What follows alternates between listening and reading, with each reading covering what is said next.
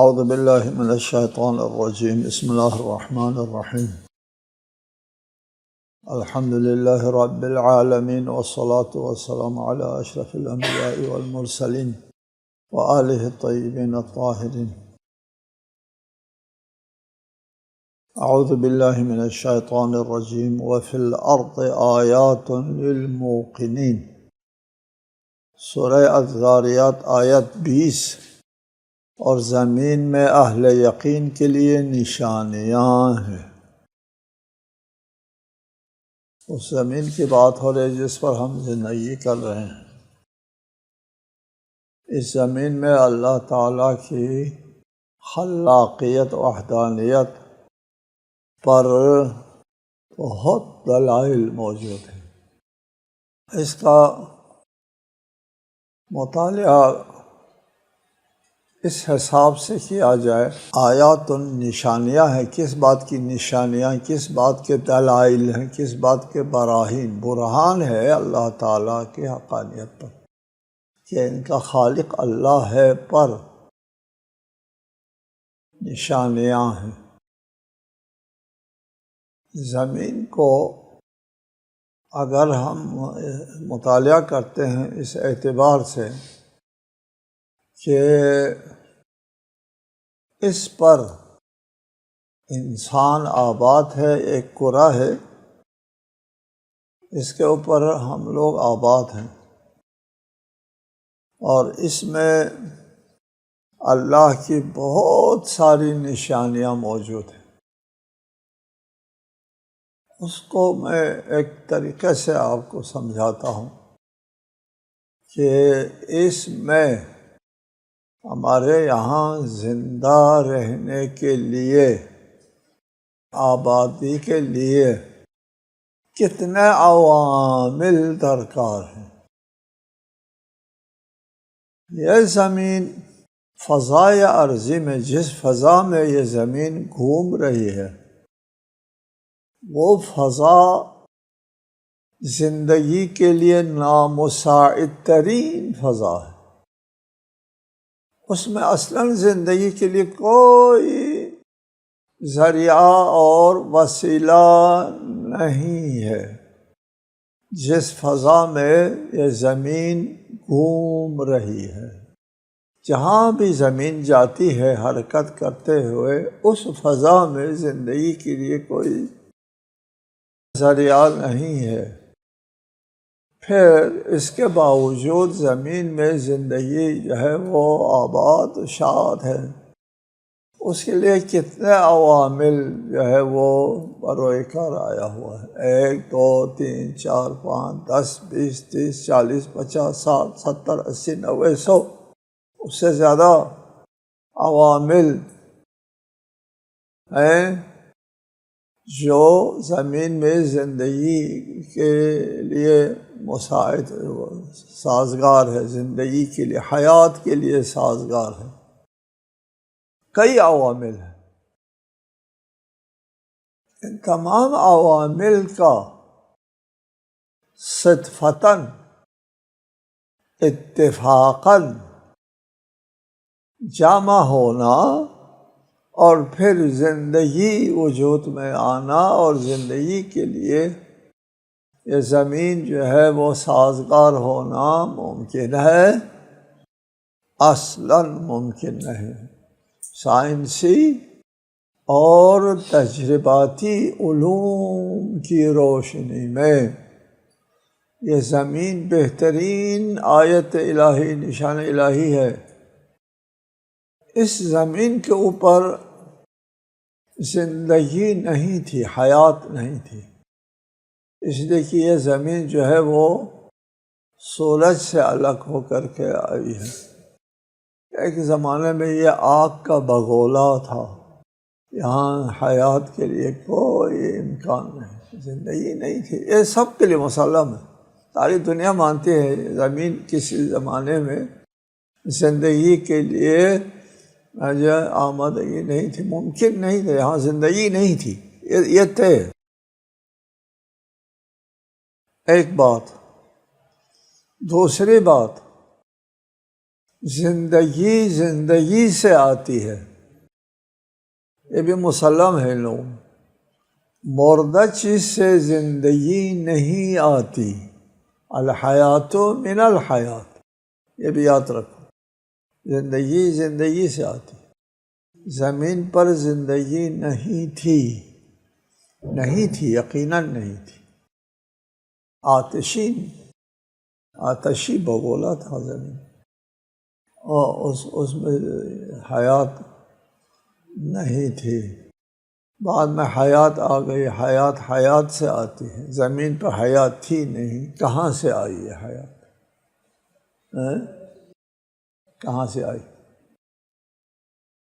جب پتہ نہیں چلتا ہے حیات کہاں سے آئی ہے تو پھر کہتے ہیں اللہ نے پیدا کیا ہے۔ آپ کہتے ہیں اچھا آپ لوگ اللہ تعالیٰ کو مجہولات کی جگہ پر رہتے ہیں، جہاں آپ کو علم نہیں ہوا وہ اللہ کے ذمہ ڈال دیا۔ یہ طریقہ استدلال صحیح نہیں ہے، معلوم نہیں ہے کہ زندگی کہاں سے آئی لہٰذا اللہ کی طرف سے آئی، ایسا نہیں ہے، ٹھیک ہے؟ زندگی کس طرح وجود میں آئی یہ ایک سربستہ راز ہے، انسانوں کے اوپر جو ہے ابھی تک یہ راز کھلا نہیں ہے، حیات سمجھ میں نہیں آئی، یہ حیات سے آتی ہے، یہ حیات کہاں سے آئی ہے؟ وہ حیات کہاں تھی جس سے یہ حیات نکل آئی؟ کیونکہ حیات سے نکل آنا ہے، زمین پر وہ حیات تھی نہیں، کہاں سے آئی یہ حیات؟ سوال ہے۔ ابھی سن 2000 میں ایک پیش رفت ہوا ہے، ایک اہم پیش رفت ہوا ہے، وہ پیش رفت کیا ہے اس کو سمجھنے کے لیے تھوڑا سا مطالعہ کی ضرورت ہے۔ وہ مطالعہ انسان کی زندگی کی جو ابتدائی اینٹ ہے اس کو سیل کہتے ہیں نا، خلیہ کو سیل کہتے ہیں، خلیہ کہتے ہیں، خلیہ جو ہے وہ شہد کے چھتے کو کہتے ہیں، خانے ہوتے ہیں شہد کے چھتے میں، خانے اس کو خلیہ کہتے ہیں۔ انسان کے جسم کا خشتہ اول خلیہ ہے، سیل ہے، انسان کا جسم بنا ہے اربوں سیل سے، اس سیل کے اندر ایک 2 دھاگے ہوتے ہیں، 2 دھاگے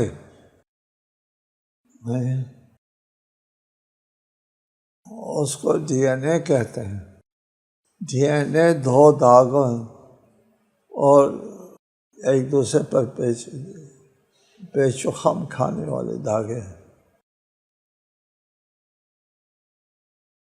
ان دھاگوں پر کچھ ذرات ہیں، یہ لوگ اس کو مائکلول کہتے ہیں، ہم ذرہ کہیں گے، دھاگوں کے اوپر یہ دھاگے جو ہے وہ کیا ہے، یہ ذرات سے جڑے ہوئے ہیں، ذرات سے دھاگے جڑے ہیں،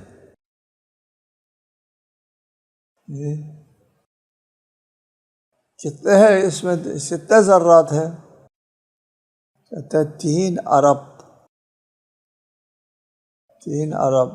وہ خود سیل 1,00,000 مرتبہ بڑا کرنے کے بعد نظر آتا ہے، پورا سیل، اس سیل کے شکم میں ڈی این اے ہے، ڈی این اے کس کو کہتے ہیں؟ یہ 2 دھاگے، اور 2 دھاگوں میں اب خود سیل جو ہے وہ 1,00,000 گنا زیادہ کرنے کے بعد نظر آتا ہے، اور اس کے اندر موجود جو ہے ڈی این اے پھر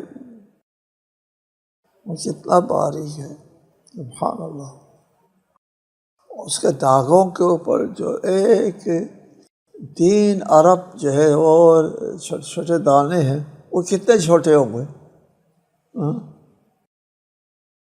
3 ارب۔ ابھی انکشاف یہ ہوا ہے،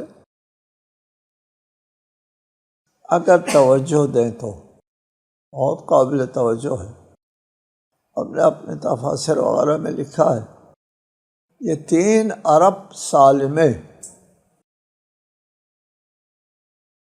منظم طریقے سے آپس میں جڑنے سے زندگی کی چمک اٹھتی ہے، یہ ابھی پتہ چلا ہے لوگوں کو۔ حیات اس کو، اس دھاگے کو حیات کا دھاگا کہتے ہیں، زندگی کا دھاگا کہتے ہیں آج کل۔ ہاں جی، 3 ارب سال میں آپس میں منظم طریقے سے جڑنے کے بعد زندگی کی چمک اٹھتی ہے۔ ٹھیک ہے، یہ ابھی پتہ چلا ہے۔ اب آپ آتے ہیں، پتہ چلا نا زندگی کہاں سے آئی ہے، تو اس سے اللہ تعالیٰ کی حقانیت پر ایک زبردست دلیل بن گئی۔ اس پر پھر گفتگو جو ہے وہ لمبی ہو جائے گی، بہت یہاں کرنے کی باتیں ہیں۔ کہ منکرین کیا کہتے ہیں؟ منکرین کہتے ہیں سب اتفاقیہ ہوا ہے، کسی خالق والق نے نہیں بنایا۔ اب اتفاقیہ والوں سے ہم کہتے ہیں کہ کسی نے بنایا تھا کہ آپ اپنے جیب میں 10 ٹوکن ڈالیں، اس پر نمبر لگائیں، 1 سے لے کر 10 تک نمبر لگائیں اور جیب میں ڈالیں اور ان کو مکس کریں، پھر ایک ٹوکن نکالیں۔ 10 میں سے پہلے نمبر کا ٹوکن نکلنے میں 10 میں سے 1 امکان، ایسا ہے نا، اتفاقاً۔ پھر اس کو دوبارہ ڈالیں جیب میں اور پھر ملیں اور نکالیں۔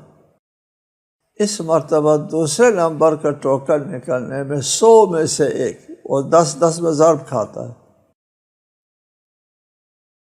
پھر جیب میں ڈالیں، پھر اس کو گھمائیں، نکالیں، اتفاقاً تیسرا نمبر نکل آنے میں یہ 1,00,000، 100 میں ڈال، 1,00,000 میں سے 1 امکان۔ 4 اتفاق میں 10,00,000 میں سے 1 امکان، پھر 5 وغیرہ 10 کے 10 ترتیب کے ساتھ اتفاقاً نکل آنے میں 1 ارب میں سے 1 امکان ہے۔ ٹوکن 10 ٹوکن اتفاقاً ترتیب کے ساتھ، اتفاقاً۔ ابھی ہمارے پاس ٹوکن کتنا ہے؟ 3 ارب ہے، 10 نہیں ہے، نہیں ہے، 10 نہیں ہے، 3 ارب ہے۔ 3 ارب ٹوکنز ہیں، 3 ارب ٹوکنز کو ترتیب کے ساتھ، ایک تنظیم کے ساتھ جڑنے کے بعد زندگی کی چمک جو ہے وجود میں آتی ہے۔ تو کیا 10 ٹوکن کا ترتیب سے اتفاقاً نکل آنا جو ہے وہ ممکن نہیں ہے؟ 10 ٹوکن، 3 ارب ٹوکن اتفاقی طور پر ترتیب کے ساتھ جڑنا ممکن ہے۔ 3 ارب، یہاں اتفاقیہ کے لیے کوئی گنجائش ہے؟ یہ بہترین آیت الہی، زمین کے اوپر جو حیات کا وجود ہے، یہ بہترین اللہ تعالیٰ کی نشانی ہے۔ زمین کے اوپر حیات کے وجود کے لیے وہ جو موٹی موٹی سی بات ہے زمین کا حجم، اگر زمین کا حجم موجودہ حجم سے زیادہ بڑا ہوتا تو پھر اس کی کشش بہت زیادہ ہوتی ہے، اب زمین کے اوپر ہم نہیں چل سکتے۔ اگر اس کا کرہ جو ہے مجھے چھوٹا ہوتا تو کشش کم ہوتی، ہم ہوا میں اڑ جاتے۔ اگر اس زمین کی مسافت سورج سے زیادہ ہوتی تو بھی زندگی کے لیے ممکن نہیں تھا، سردی ہوتی۔ زیادہ نزدیک ہوتی تو گرمی سے زندگی ختم ہو جاتی ہے۔ اور یہاں پر جو ہوا ہے، ہوا کا تناسب کتنا آکسیجن اور دیگر جو ہے وہ کتنا ہے، وہ تناسب میں اگر تھوڑا سا فرق آتا تو کیا سے کیا ہوتا۔ اس قسم کی بہت ساری باتیں ہیں، سب ہم نہیں ابھی بتا سکتے۔ آپ زمین پر زندگی کے لیے کیا کیا ساز و سامان فراہم ہے، بہت ہے۔ یہ ہے وَفِي الْأَرْضِ آیَاتٌ، یقین، دیکھو یہاں یقین کی بات آ گئی۔ زمین کے اندر جو آیات ہیں وہ یقین آور ہیں، یقینی دلائل موجود ہے زمین میں، یقینی دلائل موجود ہے۔ وَفِي أَنفُسِكُمْ أَفَلَا تُبْصِرُونَ، خود تمہارے نفسوں کے اندر بھی بڑی آیات ہیں، دیکھتے نہیں ہو جی۔ ہاں، اب ہم آتے ہیں انسان کے اندر، انسان کی تخلیق کے اندر کیا آیات ہیں۔ لقد خلقنا الانسان فی احسن تقویم، اللہ تعالیٰ انسان کی تخلیق کو احسن فرماتا ہے۔ اور صورکم فاحسن صورکم، یہاں بھی تصویر کشی کی ہے انسان کی، بہترین احسن کہا ہے خود خدا۔ انسان کے اندر کس قدر دلائل موجود ہیں، اللہ اکبر، بہت سے دلائل موجود ہے، حیرت انگیز دلائل موجود ہے۔ تعجب ہوتا ہے کہ یہ انسان کس طرح پیدا ہوا۔ انسان ماں باپ کے اشتراک سے جرثومہ پدر اور تخم مادر، یہ دونوں جڑ کر ایک خلیہ بنتا ہے، ایک سیل بنتا ہے۔ یہ سیل آدھا ماں کی طرف سے آتا ہے، آدھا باپ کی طرف سے آتا ہے، آدھا سیل، دونوں ایک جسمی سیل ہے وہ مکمل سیل ہوتا ہے، اور ایک جنسی سیل ہے وہ آدھا سیل ہوتا ہے، جنسی سیل آدھا ہوتا ہے۔ قدرت کا نظام ہے، یہ دونوں مل کر ایک سیل بنتا ہے۔ ایک سیل بن گیا اور پھر یہ چل پڑتا ہے رحم مادر کی طرف، روانہ ہوتا ہے۔ اور یہاں بڑے دروس ہیں، یہاں رحم مادر میں کا استقبال، اور اس کے لیے فرش بچھا جاتا ہے، غدود وغیرہ کا فرش ہے، اس پر آ کر کے یہ سیل بیٹھ جاتا ہے۔ جیسے بیٹھ گیا پھر اس کے بعد وہ چھیلتا ہے، جیسے ہم یہاں پر کنیکشن کے لیے چھیل کر کے اس کا وہ رابطہ ہوتا ہے ماں کے خون کے ساتھ۔ اب ماں کا خون یہ سیل جو ہے وہ چوسنا شروع کرتا ہے۔ اس طرح یہ سیل ماں کا خون چوسنے کی وجہ سے یہ بڑھتا ہے۔ کیسے بڑھتا ہے؟ تقسیم ہوتا ہے، 2 4 8 16 32، ضرب کھاتا چلا جاتا ہے۔ اور اس ضرب کھانے کی وجہ سے یہ تقریباً 100 سوا 100 سیل بنتے ہیں، سوا سو سیل، وفی انفسکم نہیں، سوا سو سیل بنتا ہے۔ اب ایک عجیب معجزہ شروع ہوتا ہے۔ سوا سو سیل جو ہے اس کو سٹیم کہتے ہیں، سیل۔ اب اس کے بعد تقسیم کار ہوتا ہے۔ سوا سو ہو گئے نا، سوا سو منقسم ہوتے ہیں، بٹ جاتے ہیں، تقسیم ہوتا ہے۔ ایک گروپ کے ذمہ لگتا ہے تم نے جگر بنانا ہے، دوسرے گروپ کے ذمہ لگتا ہے تم نے دل بنانا ہے، تیسرے نے گردہ بنانا ہے، دماغ بنانا ہے، اعصاب بنانا، کیا کیا بنانا، تقسیم۔ ہر گروپ اپنے ذمہ جو کام آیا ہے اس کو بنانے پر لگ جاتے ہیں، اور پھر دوسروں سے رابطہ بھی منقطع نہیں ہوتا، دوسروں سے ربط رکھتے، اب بنانا شروع کرتے ہیں۔ ہر گروپ اپنا کام تیزی سے۔ یار کس نے اس کو کہا تقسیم ہو جاؤ؟ تقسیم ہونے کے بعد اس گروپ کے ذمہ جگر لگ گیا۔ اس کو کیا پتہ جگر کیا ہوتا ہے، جگر کیسے بناتا ہے؟ جگر سب سے پیچیدہ عضو ہے۔ جگر جسم، انسانی جسم کے لیے 500 خدمت انجام دیتا ہے۔ جگر 500 ایک پیچیدہ عضو ہے، وہ بنانے پر معمور ہوتا ہے، وہ لگ جاتے ہیں، جگر بناتا ہے۔ اللہ اکبر۔ اور پھر دوسرا گروپ دل بناتا ہے، تیسرا گروپ کیا بناتا ہے؟ یہ ماں باپ کے اشتراک سے جو سیل بنا ہے، اس سیل کو کیا پڑھایا ہے؟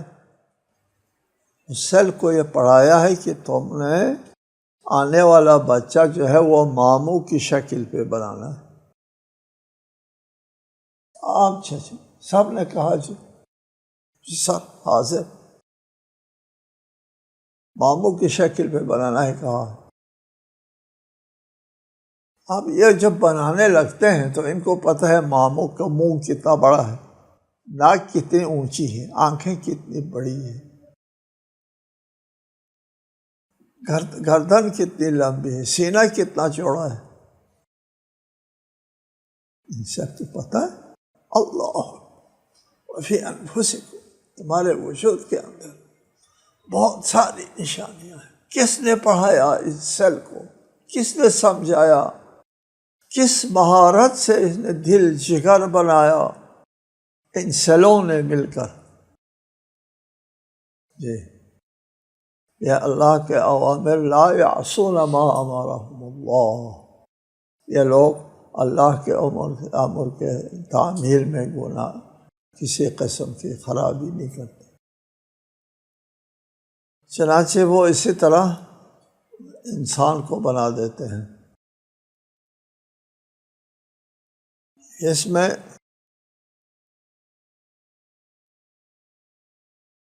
اتزعم انک جرم صغیر وفیک انت والعالم الاکبر، کیا تو گمان کرتا ہے تو چھوٹا سا جسم ہے، تیرے اندر عالم اکبر سمویا ہوا۔ یہ عالم اصغر وجود میں آتا ہے، ایک سیل سے وجود میں آتا ہے، وہ سیل جو ہے وہ قابل دید بھی نہیں۔ بہرحال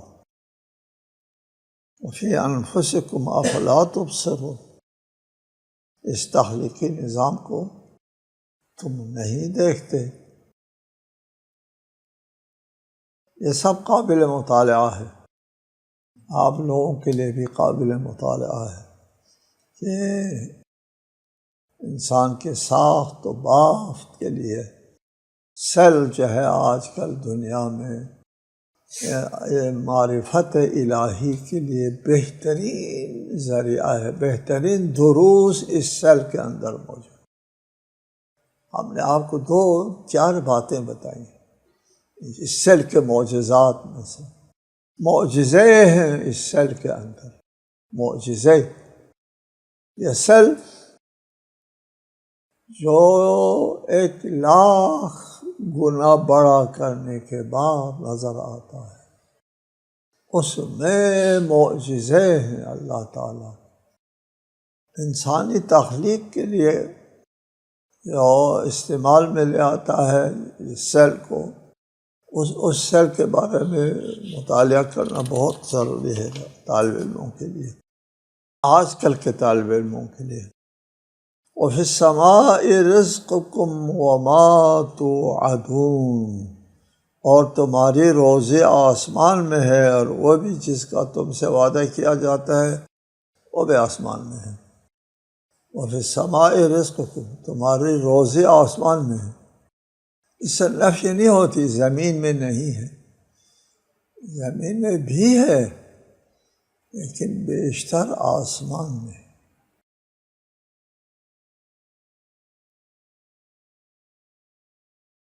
قرآن مجید میں متعدد جگہوں پر ذکر ہے کہ تمہارا رزق آسمان میں ہے۔ کیا اللہ کے علاوہ هل من خالق غیر اللہ یرزقکم، اللہ کے علاوہ یرزقکم من السماء والارض، تم کو آسمان سے اور زمین سے روزی فراہم کرتا ہے۔ دوسری جگہ فرمایا وما انزل اللہ من السماء من رزق فَأَحْيَا بِهِ الْأَرْضَ بَعْدَ مَوْتِهَا، آسمان سے رزق اتارا ہے، بارش کو رزق کہا ہے۔ اسی جگہ فَإِذَا أَنزَلْنَا عَلَيْهَا الْمَاءَ اهْتَزَّتْ وَرَبَتْ، زمین کے اوپر جب بارش کا پانی پڑتا ہے تو زمین میں جنبش آ جاتی ہے، اہتزت، جنبش آ جاتی ہے، وَرَبَتْ، پھر اٹھنا شروع کرتی ہے، وَأَنبَتَتْ، پھر اگانا شروع کر، 3 مرحلوں کا ذکر ہے قرآن۔